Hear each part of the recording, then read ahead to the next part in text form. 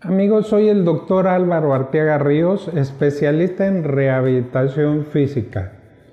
El tema de hoy es el bruxismo.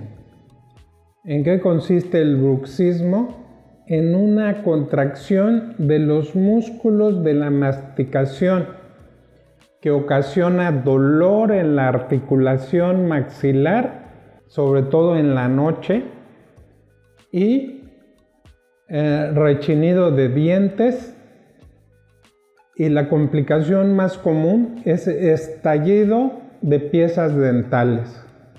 Es de origen emocional, o sea, las tensiones se las lleva uno a la cama y durante la noche se acentúa la contractura de los músculos de los maxilares y produce rechinido de dientes y estallido de las piezas dentales.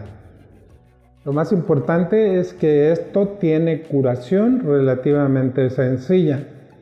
Consiste en un manejo entre el dentista, que hace una guarda con la que el paciente duerme para que no se le estallen las piezas dentales, y terapia en la articulación a base de láser, en ocasiones infiltraciones y técnicas de relajación.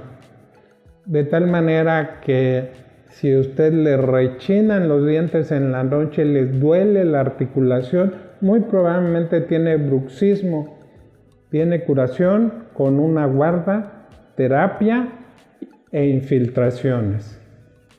Amigos, eso es todo por hoy. Les deseo lo mejor y mucha salud.